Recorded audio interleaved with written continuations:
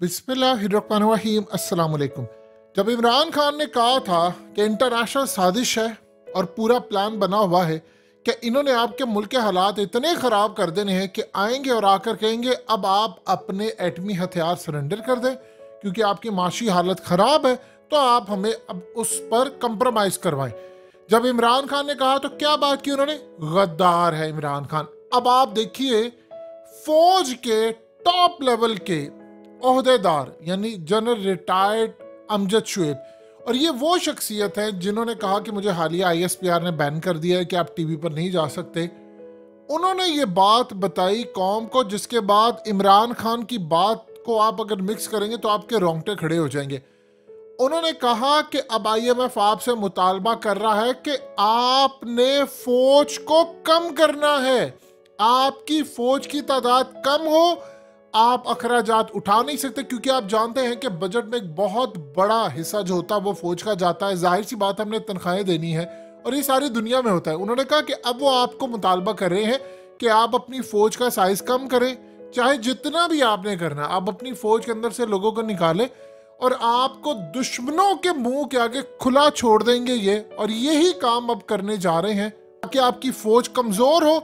उसके बाद आपकी कौमी सलामती के दूसरे मामलात की तरफ वो आने वाले। उन्होंने कहा कि मैं चीफ जस्टिस को कहता हूं कि आप इस साजिश की तहकीकात करें, मैं किसी पर नाम नहीं लगा रहा, लेकिन चेक करें, किसी को पूरे का पूरा मिशन दिया गया है कि आपने पाकिस्तान को बर्बाद करना है और तमाम तर सहूलियात पाकिस्तान से खत्म करके पाकिस्तान को अपाहिज करने इस लेवल पर लाना है कि आपकी फौज कमजोर हो जाए, दुश्मन आप पर चढ़ दौड़े और आप पर हमलावर हो और आपकी फौज का साइज कट हो।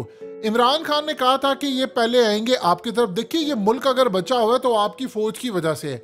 ये अगर बॉर्डर पर शहादतें ना हो रही हो, या अगर आपके अंदरूनी सतह पर इंटेलिजेंस बेस ऑपरेशन ना हो रहे हो, तो इमरान खान ने बिल्कुल ठीक बात की थी, मुल्क 3 हिस्सों में तकसीम हो जाएगा। अब बताइए कि किसको मिशन दिया गया था कि आपने मुल्क तबाह करना है? आज ये जितने पाकिस्तान की बिजनेस कम्युनिटी है वो कह रहे हैं कि हमें इस बात की समझ नहीं आ रही कि हम लोग $10,000 हमारा जो कंटेनर खड़ा हुआ है उसका ये डैमेज पे कर रहे हैं सरकार, ये सारे लोग, लेकिन हमें $5,000 नहीं दे रहे LC खुलवाने के लिए।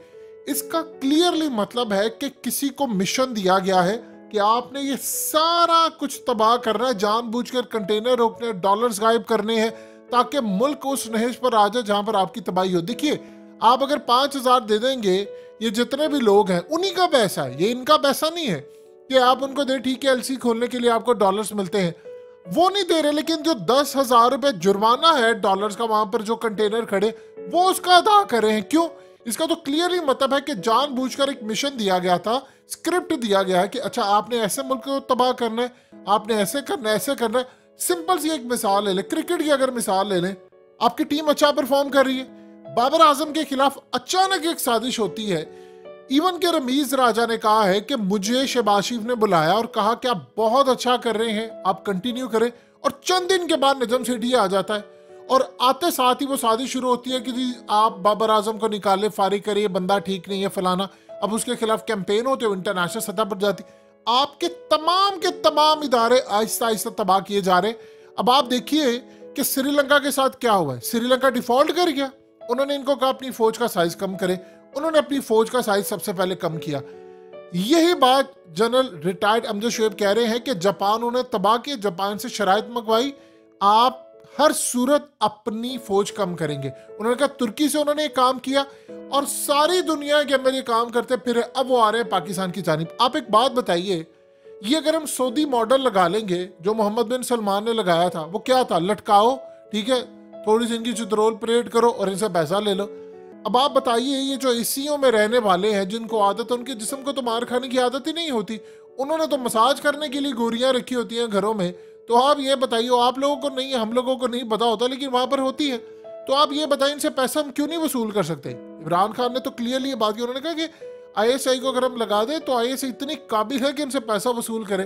अब सवाल यहाँ पर ये पैदा होता है कि हम अगर इन चोरों से पैसा वसूल कर ले तो हमें IMF के पास जाने की जरूरत नहीं है, तो क्यों नहीं हम कर रहे? ये एक सिंपल सा सवाल है।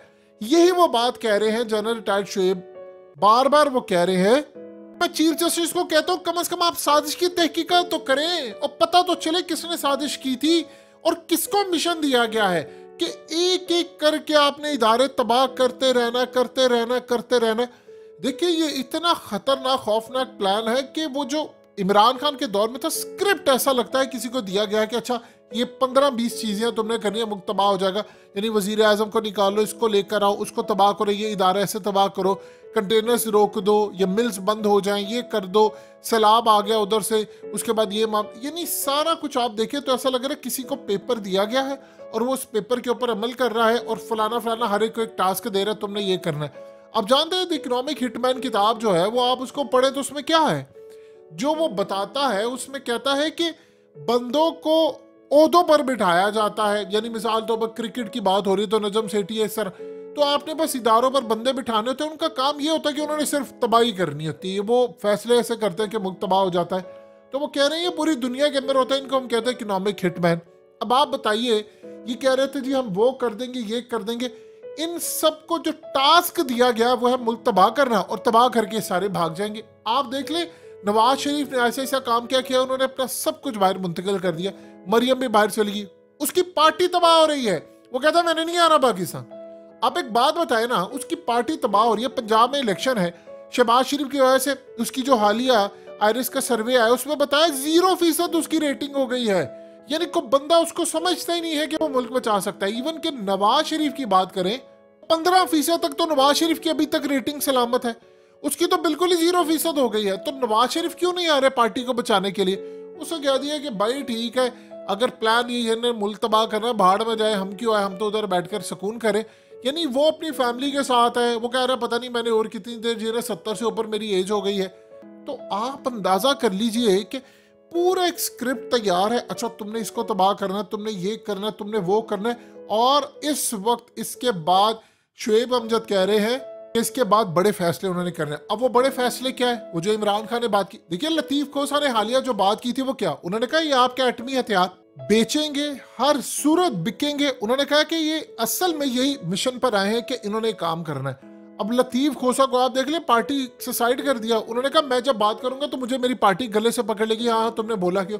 मुस्तफा नवाज खोकर ने बात की थी, क्या हुआ उसके साथ? तो ये जो सूरत हाल पैदा हुई है ये इतनी ज्यादा खतरनाक है, इतनी ज्यादा खतरनाक है, आप उसका अंदाजा नहीं लगा सकते। मुल्क बिल्कुल जमीन बोस हो चला है इस वक्त। और देखिए खुदा ना खास्ता एक दफा आपकी फौज का साइज कम होगा तो ये करेंगे क्या, पहले मरहले में कहेंगे अच्छा 40,000 कम करो, फिर कहेंगे 30,000, फिर अगली दफा किसमें कहेंगे 15, 20, 25, 50 लाख। आप बताएं इस वक्त आपको फौज की ज्यादा जरूरत है, हमारे बंदे कम ना पड़े, हमने मेंटेन रखना है उनको, हमने बल्कि ज्यादा करनी है अपनी फौज ताकि हम लड़ सके। दुनिया में जो जितनी तगड़ी फौज होती है उसका उतना म्यार होता है और अल्हम्दुलिल्लाह हमारी फौज तगड़ी है। ना हो तो आपका मुल्क बचेगा नहीं। लेकिन इस सूरत हाल में देख ले वो क्या करें, वो कह रहे हैं कि अब वो आपको कह रहे हैं कि आपने काम करना है, आपने फौज का साइज कम करना है और ये उनका मिशन है।